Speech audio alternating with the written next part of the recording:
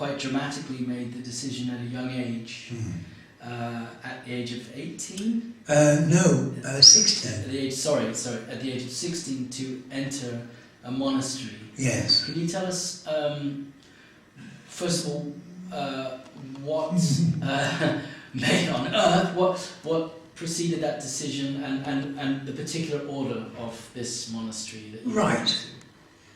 I think it happened when I was 10, Okay. when I told a lie about having forgotten my homework, because I hadn't done it. And the teacher said to me, the trouble with you, Hannibal, is you've got no guts. You know, and then caned me 6 times in front of all my girlfriends. And as they comforted me at break time, you know, I had this thing, I'll prove to you I've got guts. And it's strange, when I heard, just an ordinary religious education lesson, because it was a Catholic school, when I heard this man had visited this monastery in South Wales, just off Tenby, a place called the Island. And he talked about these monks living this silent life and just with work and prayer and chanting. And that's all they did. They did no missionary work. They just were contemplative monks. And I said to my friend, that sounds fantastic. And he said, oh, what a load of monkey business. I said, forget it, get back to dating. And how old were you at this point? I was 16. 16, yeah. Not exactly the life choices a 16-year-old man makes. So No. What was so attractive at 16 when you just sort of come through puberty and girls and drink and... Well, what has happened, I was having a great life. I'd got a little business for selling vegetables and eggs and things like this, and 2 paper rounds, and I had a great life. And then my father suddenly died when I was 14, and that really was traumatic, really. And there was no counselling for children who lose their parents in those days. This was 1959, and I mean, now I gather there's a lovely charity called Grief Encounter that counsels children who have been devastated by death. Because death, you know, do not go quietly into that dark night. You know, it transforms you, death, and it kind of brought things to the fore. And I kept asking myself about what was important to me, and everything seemed getting nice Italian suits and going out with the girls. And you could even afford a taxi to take girls out on a date, you know, at 14, 15. What was it, an Uber? An Uber. Uber taxi. No. Oh no, I see, no, they didn't have Uber taxis in those days. But no, it was that death, the negative, plus this thing about having to prove myself, because I couldn't prove myself to my father, because he wasn't there. I so wanted him to say, well done, son, that's great, son, you know, because we were very close.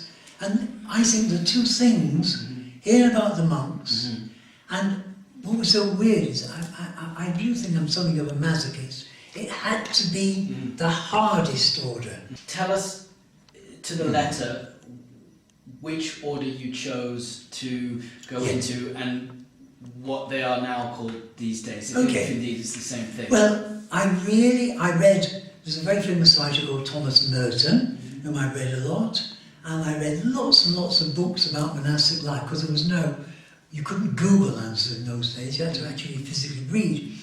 And I really wanted to be a hermit.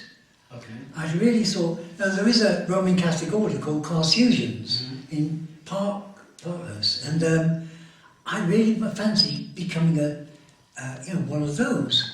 And I spoke to the Catholic chaplain, having told my mother. I was very reluctant to tell my mother because I was the only one left at home, and I thought I felt a real need to be there for her, because you know, she was by herself and took the death of my father, who was only 56, very badly.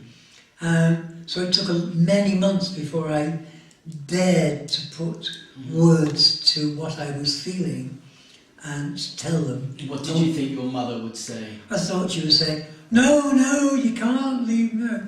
But my sister, one of my three sisters, had become a nun back in 1948. Runs in the family then? It runs in the family, Nuns yes. in the family. Yes, and so they were just delighted. Okay. And to join a contemplative order, which is what I wanted, was a great privilege. But they took me, I got taken to the wrong monastery. I thought I was going to be a hermit in the Carthusian monastery, but I got sent to a Cistercian monastery, Right, which Cistercian. was Mount St Bernard Abbey in Leicestershire. I don't know anything about Leicestershire because I just never saw it. So Cistercian monastery Right.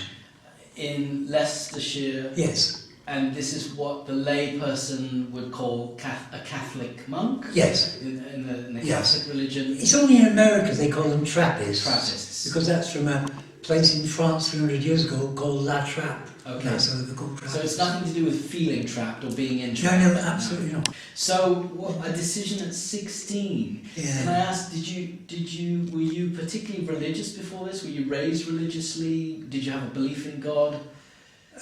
Did you have faith? Well, at that time, yes, I had a quite deep faith. I used to enjoy going to mass on my way to school, but I wasn't religious in any ostensible sense. Yeah, you said you were a masochist. Yes, a masochist. And yes, he's sat a number of hours of setting mass, bored to tears. But anyway, yeah. So you already had an underlying Yes. faith Yeah. in the Christian tradition. You were Catholic? Or? I was Catholic, Yeah. we were Catholic, but Yeah. I wasn't obsessive. Okay. I used to enjoy starting the day off going to mass.